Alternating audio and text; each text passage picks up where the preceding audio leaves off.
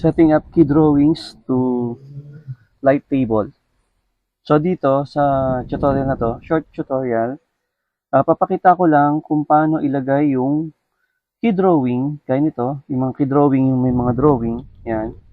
Tapos may mga blankong papel, paano i-set up yan sa light table para ma-ready na siya for in-between. So dito, yung mapapansin natin sa X-sheet, sa timesheet, straight naman yung 1, 2, 3. Dito tayo nagkaroon ng IB. Then 5 is key drawing, saka 4, no, in between. So may in between siya na isa. Ganon din sa 5A saka 5B, no, may in between din na dalawang drawing doon.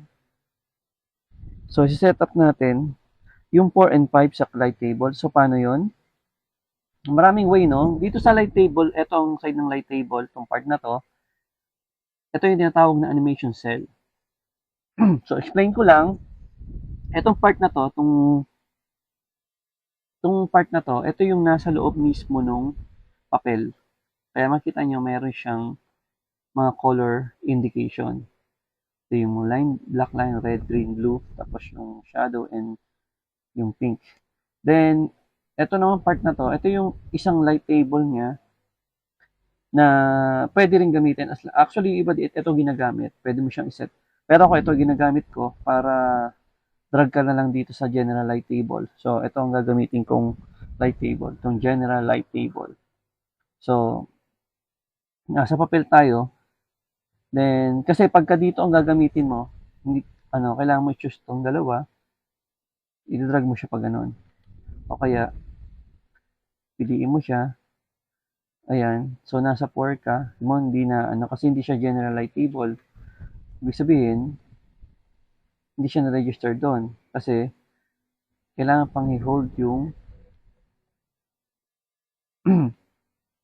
kailangan pang i-hold yung 4 and 5. Nakita nyo, nagbago ng color. Then, drag. Then, ito pwede na itong hindi isama. So, pwede naman to. Ayan, napiplit mo siya. Pero, hindi ito kasi ang ang ginagamit ko. So, ito yung okay din gamitin. Mas okay itong general light table. Dadrag mo na lang kasi to. Yan. Kahit nasaan ka pa, pwede. Sa general light table siya, gagamitin mo 4. So, okay na yon, diba? So, kita na siya sa light table. Ayan. Tapos, may, may setup yan, yung opacity niya. So, naka 30 lang ako, then, pili kayo kung saan kayo komportable. Or, dito sa may preferences, ayan, meron siyang light table doon. So, may kita nyo sa light table doon, ayan, naka 70 ako, naka monochrome. Depende kung saan yung setup nyo na gagamitin. Yung iba naman, okay lang naman, basta napiplit. So, may opacity na 50, then opacity registered settings naman, overall opacity to Ayan, na 70 and 50. Actually, pwede mo rin siyang ditong i-adjust. Ayan kita nyo na, adjust siya. So, ako, nagamit ko is 30 lang. Tapos, i-flip natin. Ayan, kita na siya in drawings, in two drawings. So, dapat, pag nag-flip ka, unang pinapakita yung lower, yung 4. So, dito, nakita nyo, yung pinlip ko, 5. So, baliktad yung pagkakano. So, dapat dito, nasa ilalim yung pinaka-smallest number, 4 plus 5. So, yan. Yan, 4, 4, and 5. Ibig sabihin, papunta siya dito. So, ganun lang mag-set up. Ngayon, kung tatanggalin nyo siya, delete nyo lang. Ngayon, kunyari, natapos nyo na itong 4A. Ito naman example. Kunyari, natapos nyo na itong 4A. Kunyari, okay na to. Okay na itong 4A, no? So, kunyari, lilipat ka na, kunyari, lilipat ka na ng ibang cell. So, dito, pwede mo siyang i-move to next cell. Meron ako shortcut kasi dito, ayan, kaya nagtatagal siya.